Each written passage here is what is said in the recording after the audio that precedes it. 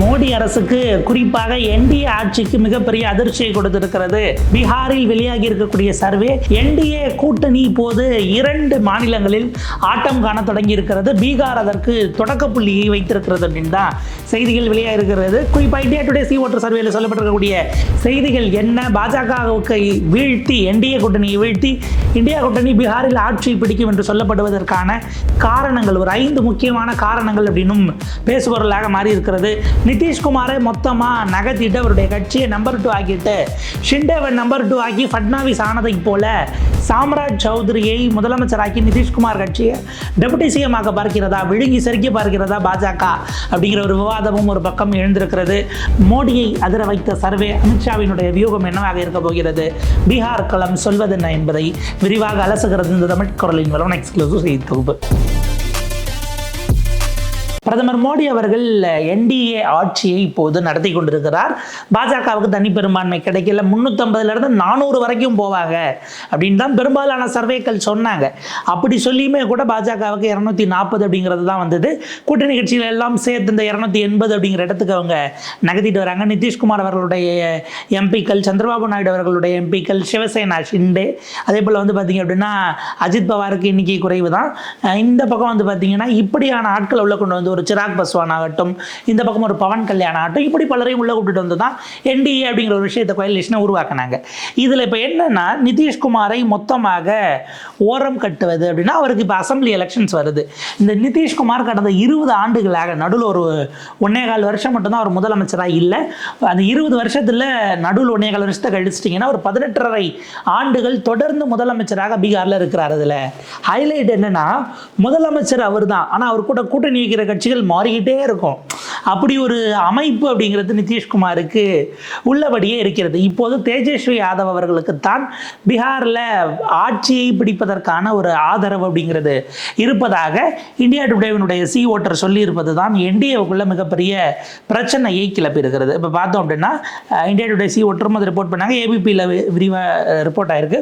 Whose Bihar's top CM pick, pre poll survey shows Tejashwi leading, Nitish Prashant Kishor trailing அப்படிங்கிறத நம்ம செய்தியாகவே பார்க்குறோம். யார் முதலமைச்சர் ஆவதற்கு அப்படிங்கிற ஒரு பாயிண்ட்டை கேட்கும்போது அது தேஜஸ்வி யாதவுக்கு ஆதரவாக சுமார் 37% அப்படிங்கிறது இருக்கிறது.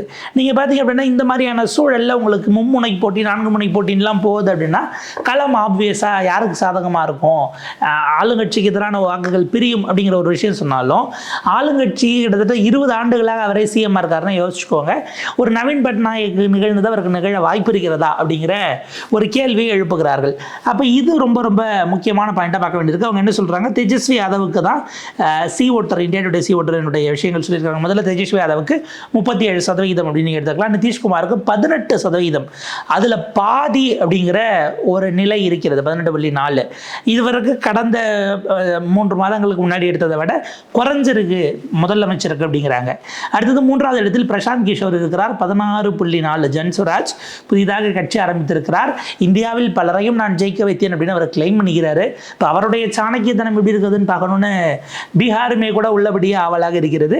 அதற்கு அடுத்த நிலையில் சிஎம் ஃபேஸாக பார்த்தா சிராக் பஸ்வான் 10.6, சாம்ராஜ் சௌத்ரி பாஜகவினுடைய துணை முதலமைச்சர் 6.6 அப்படிங்கிற மாதிரியான விஷயங்கள் இருக்கிறது. மொத்தம் இருக்கக்கூடிய 243 தொகுதிக்கும் அக்டோபரில் எலெக்ஷன் நடத்தணும், 3 அல்லது 2 கட்டமாக நடத்துவார்கள் அப்படிங்கிறதெல்லாம் ஒரு பக்கம் வச்சுக்கலாம். இப்போ நம்ம பார்க்க வேண்டியது நிதிஷ்குமார் அவர்கள் வீக்காக இருக்கிறார் அப்படின்னா அவர் எதனால் வீக்கானார் அப்படிங்கிறத பார்க்கணும். மிக முக்கியமான காரணம் 5 விஷயங்கள் இந்த எலெக்ஷனில் முக்கியமாக இருக்க போதுன்னு பேசுகிறாங்க. அது ஒரு பக்கம். இன்னொரு பக்கம் நவீன் பட்நாயக்கை போலவே நவீன் பட்நாயகனுடைய ஹெல்த்தை குறித்து பல விஷயங்கள் அந்த காலகட்டத்தில் பேசுபொருளானது. இன்னும் சொல்ல போனால் பாஜகவினுடைய தலைவர்கள், மூத்த பாஜகவினுடைய தேசிய தலைவர்கள் எல்லாம் அங்கே போய் பேசினாங்க.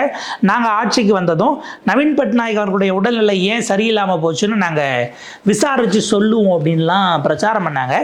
நிதிஷ்குமார் அவர்களுடைய உடல்நலம் குறித்தும் பல விஷயங்கள் அரசியல் புரசலாக அது வேறு விதமான பேசுபொருளாக மாறுகிறது. அப்போ நிதிஷ்குமார் தன்னுடைய மகனை உள்ளே கொண்டு வர வேண்டும் அப்படின்னு அவர் அவர் முடிவு பண்ணியிருக்கிறார் என்கிற செய்திகளும் வெளியாகும் பொழுது நிதிஷ்குமாரை விட அவர் மகனை சமாளிப்பது பாஜகவுக்கு ஈஸி. ஸோ நம்பர் 2 ஆக்கிடலான்னு எலெக்ஷனுக்கு முன்பாகவே அந்த ஒரு சில கேல்குலேஷன்ஸ் போயிட்டுருக்கு. நம்ம இந்த ஆண்டு அப்படிங்கிறத விட்டு நீங்கள் கடந்த ஆண்டு பேக்கில் போனீங்க அப்படின்னா கடந்த ஆண்டுக்கும் கொஞ்சம் பின்னாடி அமித்ஷா அவர்கள் பீகாரில் ஏதோ ஒரு கூட்டத்துக்கு போயிட்டு வராரு. அவர்கிட்ட ரிப்போர்ட்டர்ஸ் மைக்க போட்டு அடுத்த எலெக்ஷனில் நிதிஷ்குமார் தானே சிஎம் கேண்டிடேட்னு கேட்கும்போது அமித்ஷா ரொம்ப கான்ஷியஸாக என்ன சொன்னார், அதை எப்படி நாங்கள் முடிவு பண்ண முடியும், என்டிஏ கூட்டம் கூட்டி தான் முடிவு பண்ண முடியும் அப்படின்னு அவர் ஒரு பதிலை சொல்கிறாரு. அவர் அப்படி சொல்லிட்டு வந்த பிறகு நிதிஷ்குமார் அடுத்து வரிசையாக துணை முதலமைச்சர்கள், பாஜகவுக்கு 2 டெப்டி சிஎம் இருக்கிறாங்க, அவங்க நடத்தக்கூடிய நிகழ்ச்சிகள் இல்லை அவங்க வைக்கக்கூடிய அரசு சார்பான நிகழ்ச்சிகளில் முதலமைச்சரை கலந்து கொள்ளாமல் ஒரு சின்ன ஷாக்கை கொடுத்தார். அதற்கு பிறகு கிட்டத்தட்ட 2-3 வாரம் போச்சு. நிதிஷ்குமாருக்கு பாரத ரத்னா கொடுக்கணும்னு பாஜகவுடைய மாநில தலைவர் பீகாரில் பேசுகிற லெவலுக்கு அது போச்சு. ஸோ நிதிஷ்குமார் ஒரு அமைதியை கொண்டு வந்தார். நீங்கள் ரிவர்ஸில் யோசிச்சிங்கன்னா கடந்த 2 ஆண்டு, இந்த ஆண்டும் சரி கடந்த ஆண்டும் சரி, நித்தி ஆயோக் கூட்டத்துக்கு கூட்ட நிகழ்ச்சியாக இருந்தும் நிதிஷ்குமார் அவர்கள் வரவில்லை அப்படிங்கிறத நம்ம கவனமாக பார்க்க வேண்டிய தேவை இருக்குது. அதை வந்து அடிக்கோடிட்டே பார்த்துக்கணும் அப்படிங்கிறது. அந்த சமயத்தில் அங்கே கூட்டணி ஆட்சி அமைத்து புதிதாக மோடி பொறுப்பேற்றிருந்தார், ஆனால் நிதிஷ்குமார் வரல. ஸோ இதை நம்ம ஒரு பக்கம் வச்சுருந்தாலும் கூட இப்போ என்னென்ன 5 ஃபேக்டர்ஸ் அப்படின்னு நம்ம பார்த்தோம்னா, முதல் விஷயம் ஆப்ரேஷன் சிந்தூருக்கு பிறகு நடக்கக்கூடிய முதல் தேர்தலாக இருக்கிறது. கடந்த 8 நாட்களில் 9 பேரணிகளை மோடி அவர்கள் நடத்தி இருக்கிறார். எல்லா இடத்திலும் சிந்தூர் குறித்து பேச்சு இருக்கிறது. 6 மாநிலங்களில் பயணப்பட்டு அவர் பேசியிருக்கிறார். குறிப்பாக அடுத்து தேர்தல் வரக்கூடிய மாநிலங்களை எய்ம் பண்ணுறார். அது போக குஜராத் இப்பயும் போல அப்படிங்கிற இடம் இருக்குது. அப்போ இந்த சிந்தூரை வைத்து எவ்வளவுக்கு எவ்வளோ தேசபக்தி என்பதை ஊற்றி அல்லது அதுக்கு நாங்கள் தான் ஒட்டுமொத்த ஜவாப்தாரி குத்தகைதாரர்கள்ங்கிற ரேஞ்சுக்கு பிஜேபி இதை வந்து உள்ளுக்குள்ள பயன்படுத்த போகிறது அப்படிங்கிறதுக்கான முதல் களமாக, சோதனை களமாக பீகார் இருக்க போகிறது அப்படிங்கிறத நம்ம கவனமாக பார்க்கணும். இது ரொம்ப ரொம்ப முக்கியமானது. காங்கிரஸ் லீடர் ஜெயராம் ரமேஷ் நீங்கள் இதை வந்து ஆயுதமாக அரசியல் படுத்துறீங்க அப்படின்னு கடுமையாக விமர்சித்தும் கூட இதை வந்து அவங்க செய்யலை அப்படிங்கிற மாதிரியான விஷயங்கள் இருக்கிறது. இதற்கு நடுவில் எதிர்கட்சிகள் என்ன கேட்குறாங்க அப்படின்னா, எதிர்கட்சிகள் ஸ்பெஷல் பார்லிமெண்ட் செஷனை கூட்டணும் அப்படின்னுட்டு ஒரு ப்ரப்போசலை வைக்கிறாங்க. இந்த நாட்டினுடைய நாடாளுமன்றத்தை கூட்டி பிரதமர் அல்லது அரசு பதில் சொல்லணும், உள்ளே வந்து தாக்கிட்டு போனவங்க தொடர்பான விஷயங்களை வெளிப்படை திறமையோடு இருக்கணும் அப்படின்னு அவங்க அதை ஒரு பக்கம் கேள்வியாக எழுப்பி கொண்டிருக்கிறார்கள். ஸோ இது ஒரு சைடு. இரண்டாவது நம்ம பார்க்க வேண்டியது, பிரசாந்த் கிஷோர் எந்த அளவுக்கு ஓட்டுகளை உடைத்து வேலை பார்க்க போகிறார் அப்படிங்கிற ஒரு கேள்வி இருக்குது. இது ரொம்ப ரொம்ப கவனமான ஒரு விஷயமாக இருக்கிறது. நம்ம ஒரு தியரி இப்படி பார்த்தா வர்ற எல்லாரும் நீங்கள் பி டீம்னு சொல்லலாமா அப்படின்னு ஒரு ப்ரப்போசல் இருக்குன்னு வச்சுக்கோங்க. ஆனால் பிரசாந்த் கிஷோர் அவர் வெளியில் போனதே நிதிஷ் அவர்களுடைய கட்சியிலிருந்து தான் அவர் வெளியேறினார் அப்படிங்கிற ஒரு செய்தி இருக்குது. ஏன்னா அப்போ பாஜக தான் அவரை அனுப்பிவிட்டது, நீங்கள் போய் நிதிஷ் கூட சேர்ந்துக்கோங்க நம்ம ஆள் தான் அப்படின்னு அப்போ கூட்டணியில் இருந்தப்போ அனுப்பிவிட்டது. அதற்கு பிறகு நிதிஷ்குமார் உள்ள வந்த பிறகு மூத்த தலைவர்களோட டேர்ம்ஸ் அண்ட் கண்டிஷன் சரியில்லாமல் போச்சு. பிறகு நிதிஷ்குமாரே அவரை வந்து சைலண்ட் பண்ணுவதற்கான வேலைகளில் வரும்பொழுது பிரசாந்த் கிஷோர் கட்சியை விட்டு வெளியேறி போனார். அதனுடைய நீட்சியாக தான் இப்போ போய் அவர் அங்கே ஒரு கட்சியை லான்ச் பண்ணி ஜன்ஸ்வராஜ்னு இப்போ சமீபத்தில் 5 அசம்பிளிக்கான இடைத்தேர்தல் நடந்தது, 5லுமே டெபாசிட் போச்சு அப்படிங்கிறதெல்லாம் நம்ம பார்த்தோம். பட் அவர் வந்து தொடர்ந்து பயணப்பட்டுக்கிட்டு இருக்கிறார். நிதிஷ்குமாருக்கு உடல் நலம் இல்லை, அவரால் இன்னைக்கு உடல் நலம் சரியில்லை அப்படிங்கிறதுல தொடங்கி பீகார் வந்து இன்னும் சிறப்பாக இருக்கணும், நான் ஆட்சிக்கு வந்தால் திரும்ப பீகாரில் இன்னைக்கு மது விலக்கு இருக்குது, டாஸ்மாக் போன்று அங்கே நான் கட்டாயமாக மதுவை மீண்டும் கொண்டு வருவேன் அப்படின்னு ஆண்களுடைய வாக்குகளில் தொடங்கி பலவிதமான ப்ரப்போசல்ஸை அள்ளி வீசி கொண்டிருக்கிறார் பிரசாந்த் கிஷோர் அப்படிங்கிற அந்த பாயிண்ட் இருக்குது. அவர் கிட்டத்தட்ட 10% ஓட்டை உடைச்சாலும் கூட எதிர்கட்சிகள் வாக்கு. இப்போ ஆக்சுவலாக ப்ரப்போசல் என்ன பார்க்கப்படுதுன்னா, பிரசாந்த் கிஷோர் நிதிஷ்குமாருக்கு எதிரான அல்லது ஏன்னா அவர் நிதிஷ்குமாரை தான் டார்கெட் பண்ணுறாரு, பிஜேபியை பெரிய அளவுக்கு டார்கெட் பண்ணதாக தெரியவில்லைங்கிறத நம்ம கொஞ்சம் அடிக்கோடிட்டு பார்க்க வேண்டியிருக்கு. ஸோ அந்த ஒரு பாயிண்ட் இருக்குன்னு வச்சுக்கோங்களேன். அப்போ இவர் பகையில் அவர் மேலே பெரிய அளவுக்கு இது இல்லையா அப்படிங்கிறதெல்லாம் தனி கேள்வி. அவர் அங்கே உடைச்சாருன்னா இந்த பக்கம் அப்போ வெற்றி பெற வேண்டிய அல்லது எதிர்கட்சியாக இருக்கக்கூடிய லாலு பிரசாத் யாதவனுடைய ராஷ்ட்ரிய ஜனதா தள் அவங்க என்ன ஆக போகிறாங்க, அதாவது தேஜஸ்வி யாதவனுடைய வெற்றி வாய்ப்பை தான் இவர் காலி செய்ய போகிறாருங்கிறது ஒரு ப்ரப்போசலாக வைக்கப்படுகிறது. பிரசாந்த் கிஷோர் அவர் நம்பராக நான் திரும்ப கட்டாயம் ஜெயிச்சிடுவேன் அப்படிங்கிற மாதிரியான விஷயங்களை ஆட்சி அமைப்புன்னு அவர் நம்பர் அவருடைய நம்பிக்கைன்னு வச்சுப்போம். இதற்கு அடுத்து 3வதாகத்தான் நிதிஷ்குமாருடைய உடல்நலம் குறித்து எதிர்கட்சிகளாக இன்னைக்கு உள்ளபடியே எதிர்கட்சியாக இருக்கக்கூடிய தேஜஸ்வி யாதவ் ஒரு கடந்த காலத்தில் ஒரு முறை மென்ஷன் பண்ணார். பட் அதை தாண்டி பலரும் வந்து பார்த்தீங்க அப்படின்னா அவருடைய எலெக்ஷன் டெபியூ, அவருடைய உடல்நிலை குறித்து எழுப்பக்கூடிய கேள்விகள் அப்படிங்கிறத அவர் ரொம்ப டயர்டாக இருக்காருங்கிற மாதிரி தான் தேஜஸ்வி குறிப்பிட்டார். பட் அதை தாண்டி போவதை நம்ம பார்க்க முடிகிறது. இதற்கிடையில் நம்ம சொல்லுவோம் இல்லையா, அங்கே அவங்க ஊரில் சின்னவர் பொறுப்பேற்க வேண்டும் அப்படின்னு நிதிஷ்குமாரினுடைய கட்சி அலுவலக வாயில்களில் போஸ்டர்கள் அடித்து ஒட்டப்பட்டு இருக்கிறது அப்படிங்கிறது தான் பார்க்கணும். நிதிஷ்குமாருடைய மகன் நிஷாந்த் குமார் உள்ள வரணும். Nishant thank you very much for listening to the demands of Bihar அப்படிங்கிறத அங்கே இருக்கக்கூடிய லோக்கல் லாங்குவேஜில் போஸ்டர் அடித்து ஒட்டியிருக்கிறார்கள். பீகாரினுடைய தேவைகளுக்காக நீங்கள் ஒப்புக்கொண்டதற்கு நன்றினா பையனை கொண்டு வந்து அவர் இறக்க போகிறார் அப்படிங்கிற மாதிரியான விஷயங்கள் வருகிறது. அந்த இடம் தான் இப்போ கவனிக்க உள்ளதாகவும் மாறி இருக்கிறது அப்படின்னு பார்க்குறாங்க. ஸோ அந்த இடத்துல மகனை கொண்டு வந்து எலெக்ஷனில் இறக்கிறது அப்படிங்கிற ஒரு ப்ரப்போசல் வைக்கப்பட்டிருக்கிறது. அப்படின்னா ஹேண்டில் பண்ணுறது பிஜேபிக்கு இன்னும் ஈஸியாக இருக்கும் என்கிற ஒரு பாயிண்ட் இருக்கிறது. ஸோ இது வந்து மற்றும் ஒரு விஷயமாக பார்த்தோன்னா, நான்காவது நிதிஷ்குமார், தேஜஸ்வி யாதவ், பிரசாந்த் கிஷோரில் தேஜஸ்வி யாதவ் முன்னிலைக்கு வருவது. அவர் இளைஞராக இருக்கிற பிரசாந்த் கிஷோர் அன்டெஸ்டட் தான், ஆனால் அவர் வந்து மாஸ் லீடராக இருக்கிறாரா அப்படின்னா அதுக்கான விஷயங்கள் தெரியல. அதிருப்தி வாக்குகளை ஒருங்கிணைக்கக்கூடிய அளவுக்கு அவர் இருந்தாலும் கூட ஒரு கேப்பபிலிட்டி என்னங்கிறது இந்த எலெக்ஷனில் தான் தெரியுங்கிற ஒரு பாயிண்ட் இருக்குது. ஒட்டுமொத்தமாக நீங்கள் மாநிலம் முழுக்க வேலை செய்யும்போது நிதிஷ்குமாருக்கு நான் குறிப்பிட்டது போல் 2005 ஒரு சிஎம்மாக இருக்கார். 20 வருஷம். இந்த 20 நடுவில் ஒரு 1.5 வருஷம் மட்டும் வேறு கூட்டணி நடுவில் ஆட்சி அமைச்சிருந்தாங்க. அதாவது இவர் எப்படின்னா, நான் முதல்ல குறிப்பிட்டதை போல தான் அவர் தான் கண்டினியூஸாக சிஎம். அவர் கூட திடீர்னு பார்த்தா ஆளுங்கட்சி கூட்டணி வைக்கும், அப்புறம் வெளியே போயிடுவாங்க, காங்கிரஸ் வரும், வெளியே போயிடுவாங்க, பிஜேபி வருவாங்க, வெளியே. ஆக்சுவலாக அவங்க வந்து போக மாட்டாங்க, இவர் கூட்டணி மாறி மாறி போவார். நீங்கள் 2 விதமாகவும் எடுத்துக்கலாம்.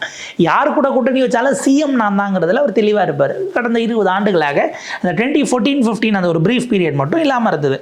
ஏன்னா இப்போ கடந்த முறையை நம்ம பார்த்தோம், இவர் சிஎம்மாக இருந்து டெப்டி சிஎம்மாக பிஜேபி கூட இருந்தாங்க, உடச்சிட்டு வெளியே வந்து தேஜஸ்வியை டெப்டி ஆக்கி இருந்தாங்க. இந்தியா கூட்டணி இருந்தே உடச்சிட்டு டக்குன்னு அங்கே தவன அப்படி போச்சுங்கிறதெல்லாம் நம்ம பார்க்குறோம். ஸோ இப்படியான நிலையில் இருக்கும் பொழுது அவருடைய மீதான ஆன்டி இன்கம்பன்சி, நீங்கள் கூட்டணி மாறி மாறி சேர்ந்து ஆட்சி அமைச்சாலும் முதலமைச்சர் முகம் அவர் தானே அப்படிங்கிற இடத்துல இருப்பது எப்படி போக போகுதுங்கிற ஒரு பாயிண்ட் இருக்குது.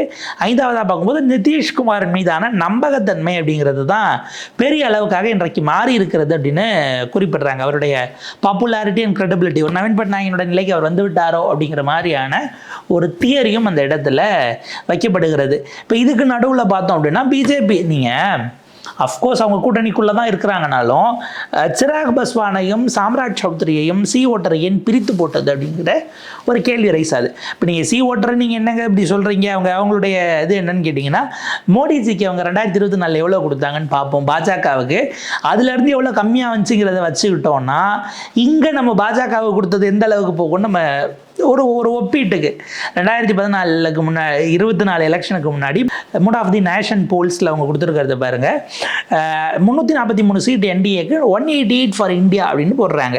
என்டிஏ வந்து 292 சீட் வரைக்கும் கட்டாயம் ஹாஃப்வே மார்க்கை தாண்டி போகும் அப்படின்லாம் அவங்க ப்ரப்போஸ் பண்ணுறாங்க. அதை விட முக்கியம் இது, நம்ம தேர்தல் ஓட்டெல்லாம் போட்டுட்டு ரிசல்ட் எண்ணுவதற்கு முன்னாடி இவங்க சர்வே ரிலீஸ் பண்ணுவாங்கல்ல, அதனுடைய எக்ஸிட் போல்ஸ்ன்றதை பாருங்கள், என்டிஏ 353 383 வரைக்கும் கொடுத்துருந்தாங்க. அது கடைசியில் 240 வந்து சேர்ந்தது. கிட்டத்தட்ட இவங்க வாங்கினதை விட 143 சீட்டுகள் வரைக்கும் கூட போகலாம் அப்படின்னு 110 140 சீட்டுகள் வரைக்கும் கொடுத்துருந்தாங்க. பிஜேபிக்கு 350 சொல்லி 240 தான் வந்துச்சுன்னா இங்கே 6% தான் பாப்புலர் ஓட்ஸ் அப்படின்னா அது எவ்வளோ வரும் அப்படிங்கிற ஒரு கேள்வி இருக்குது சிஎம் பேஸாக. ஸோ இதை ஒரு பக்கம் வச்சுக்கலாம். அதில் ஹைலைட் யாருன்னா சாம்ராஜ் சௌத்ரி தான். இந்த சாம்ராஜ் சௌத்ரி யாருன்னு ஒரு சின்ன ஃப்ளாஷ்பேக் போனோம்னா, ஒரு அரசியலில் அவங்க ஆளாளுக்கு சபதம் எடுப்பாங்க இல்லையா, நீங்கள் அப்படியான ஒரு சபதத்துக்கு தான் போகணும். என்டிடிவியினுடைய ஒரு நியூஸ் ரிப்போர்ட்டாக இருக்கு, நம்ம அதை பார்ப்போம். Nitish Kumar deputy removes turban he had vowed to wear until அப்படிங்கிற ஒரு முக்கியமான செய்தியை பார்க்குறோம். என்னடா, சாம்ராஜ் சௌத்ரி அவர்கள் பாஜகவினுடைய மூத்த தலைவர், அவர் தான் வந்து பார்த்தீங்க அப்படின்னா டெபுட்டி சீஃப் மினிஸ்டராக இருந்தார். அவர் என்ன பண்ணுறாரு, இதுக்கு முதல் நிதிஷ்குமார் கூட்டணியை உடச்சி எதிர்க்க கூட போய் லல்லு கூட ஜாயின் பண்ணிட்டார். ஜாயின் பண்ண உடனே அவர் ஒரு சபதம் எடுத்தார், நிதிஷ்குமார் என்கிற இந்த துரோகம் செய்தவரை ஆட்சியை விட்டு அகற்றுகிற வரை நான் முண்டாசு கட்டுற இந்த டர்பனை கழட்டவே மாட்டேன் அப்படின்னு அவர் முண்டாசு கட்டிக்கிட்டு ரொம்ப ஆவேசமாக தெரிஞ்சுக்கிட்டு இருந்தார். டக்குன்னு பார்த்தா நிதிஷ்குமார் கூட்டணியை மாதிரி பிஜேபி கூட சேர்ந்த உடனே அதுக்கு மேலே நீங்கள் டர்பனை போட முடியுமா, இப்போ அண்ணாமலை செருப்பு போட மாட்டேன் அப்படின்னுட்டு கடைசியில் ஏதோ சொல்லி சமாதானப்படுத்தி போட வச்சாங்களா, அந்த மாதிரி அவர் என்ன பண்ணார், நேராக போய் சாமியை கும்பிட்டுட்டு தலைக்கு மொட்டையை போட்டு டர்பனை கட்டிட்டு துணை முதலமைச்சர் அவரே உட்கார வச்சு கொண்டு வந்துட்டாங்க. அவர் தான் சாம்ராஜ் சௌத்ரி அப்படிங்கிறத நம்ம கவனிக்க வேண்டியிருக்கு. இப்போ என்னன்னா, பிஜேபி பிஜேபி நிதிஷ் கூட தான் இருக்கும், ஏன்னா அவருடைய எம்பிகளுடைய ஆதரவு இங்கே மேலே இருக்குங்கிறது ஒன்று.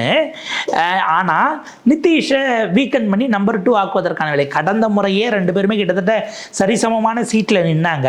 ஆனால் நிதிஷை விட பிஜேபி தான் அதிக எண்ணிக்கையில் ஜெயிச்சுதுங்கிறத அண்டர்லைன் பண்ணி பார்க்கணும். ஸோ அதுக்குள்ளே உள்ளுக்குள்ளே இருக்கக்கூடிய புகைச்சல்கள், பிஜேபிக்கு வந்து சேர்ந்திருக்கக்கூடிய மாற்றுக் கட்சியினருக்கு சீட்டு கொடுத்தா ஏற்கனவே இருந்தவங்க என்ன பண்ண போகிறாங்க, ஆர்எஸ்எஸ் எந்த அளவுக்கு ஒர்க் பண்ண போது, இவங்க அறிவிச்சிருக்கக்கூடிய கேஸ்ட் சென்சஸ், ஆப்ரேஷன் சிந்தூர், இப்படியான பல விஷயங்களோட ரொம்ப அனல் பறக்கக்கூடிய களமாகத்தான் பீகார் களம் இருக்க போகிறது அப்படின்னு தான் எதிர்பார்க்க வேண்டியிருக்கிறது. பார்ப்போம். இன்னும் ஒரு 3 மாதங்கள், 3 அல்லது 4 மாதங்கள் நீங்கள் எடுத்துக்கலாம். ஃபுல் ஃப்ளெஜ்டாக போச்சு அப்படின்னா அதனுடைய கிரவுண்ட் ரிப்போர்ட்ஸ், அது சார்ந்த விஷயங்களோட அடுத்த நிலையில் சந்திப்போம். தொடர்ந்து இணைந்திருங்கள் தமிழ் குரலோடு. நன்றி, வணக்கம்.